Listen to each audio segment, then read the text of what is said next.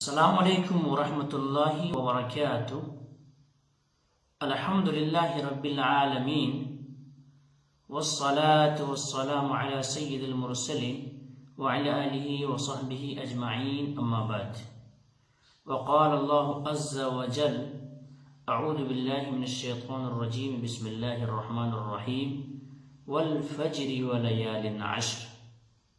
محترم ناظرین کرام، میں نے آپ حضرات کے سامنے قرآن مقدس کی دو آیت تلاوت کی ہے۔ آیت مشہور و معروف ہے، اور یہ سورت جو ہے سورہ فجر کے نام سے جانے جاتے ہیں۔ اس آیت میں اللہ تبارک و تعالی نے قسم کھائی، والفجر ولیال عشر، قسم ہے فجر کی اور 10 راتوں کی۔ یہاں پر 10 راتوں سے مراد جو ہے، مفسرین نے لکھا ہے 10 راتوں سے مراد ماہ ذی الحجہ جو ہے، ذی الحجہ کا جو مہینہ ہے، ان کے 10 پہلے کی راتیں ہیں، یہ مراد مفسرین نے لیا ہے۔ اور ماہ ذی الحجہ شروع ہو چکا ہے الحمدللہ۔ ان ایام میں اگر کوئی انسان عبادت کرتا ہے تو دیگر ایام میں کیے جانے والی تمام عبادتوں سے یہ عبادت افضل و بہتر ہے۔ اللہ کے نبی جناب محمد رسول اللہ صلی اللہ علیہ وسلم نے فرمایا، ان ایام میں کیے جانے والی اعمال اللہ تبارک و تعالیٰ کو بہت محبوب ہے، بہت پسندیدہ ہے، بہت پسند ہے اللہ رب العالمین کو۔ صحابہ کرام رضی اللہ عنہم اجمعین نے سوال کیا، اللہ کے نبی جناب محمد رسول اللہ صلی اللہ علیہ وسلم، دیگر مہینے میں کیے جانے والے جہاد سے بھی افضل ہے؟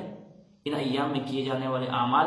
اللہ کے نبی جناب محمد رسول اللہ صلی اللہ علیہ وسلم نے فرمایا، ہاں، دیگر ایام میں کیے جانے والے جہاد سے بھی افضل ہے، سوائے وہ جہاد جو انسان اپنے مال کو لے کر کے گیا، اپنی جان کو لے کر کے گیا، لیکن جب واپس آیا تو کچھ بھی واپس نہیں، یعنی وہ انسان شہید ہو گیا، شہادت کے جام پی لیا، تو یہ اس سے افضل نہیں ہے۔ تو میرے بھائیو، کیا سمجھا آپ نے؟ ناظرین کیا سمجھا کہ ان ایام میں کیے جانے والے اعمال بہت فضیلت کے حامل ہے اور اللہ کو بہت محبوب ہے۔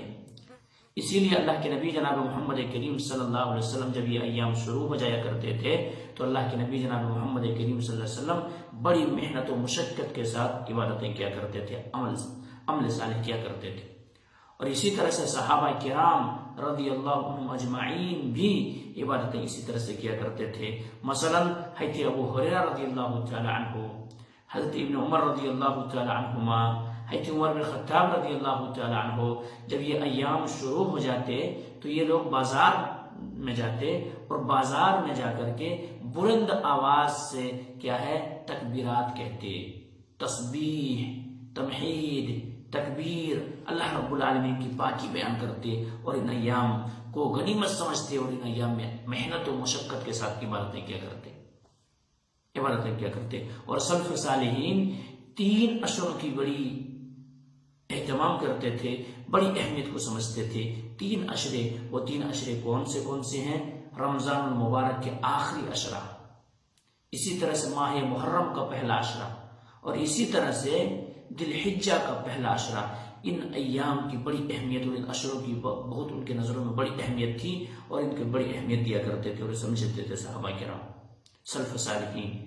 تو اس لیے ناظرین، ہماری زندگی میں یہ اشرہ اگر آیا ہے، ہماری زندگی میں اگر یہ دن آئے ہیں، یہ ایام آئے ہیں، تو ہمیں اور آپ کو ان دنوں میں فائدہ اٹھانا چاہیے۔ پتہ نہیں ہمیں اور آپ کو پھر یہ دوبارہ یہ زندگی ملے گی یا نہیں ملے گی، یہ ایام ملیں گے یا نہیں ملیں گے، یہ ماہ ذی الحجہ کا مہینہ ملے گا یا نہیں ملے گا، کیونکہ میرے بھائیوں، زندگی کا کوئی گارنٹی نہیں ہے جب تک ہم اور آپ ہیں، سانس باقی ہے، ہم اور آپ باقی ہیں، سانس ختم ہو گئی، دنیا ختم ہو جائیں گے، ہم ختم ہو جائیں گے۔ اس لیے ہم اور آپ کو ان ایام کا فائدہ اٹھانا چاہیے۔ اور کئی ایسے احباب تھے، کئی ایسے دوست تھے جو ہمارے ساتھ رہتے تھے، ساتھ پھرتے تھے، ساتھ میں رہتے تھے، اٹھنا بیٹھنا ساتھ ہوتا تھا، لیکن آج وہ ہمارے بیچ نہیں ہے۔ اسی لیے میرے بھائیوں، ناظرین، ہمیں اور آپ کو بھی ان ایام کو غنیمت سمجھ کر کے ہمیں اور آپ کو بھی اس سے فائدہ اٹھانا چاہیے اور اچھے اعمال کرنا چاہیے۔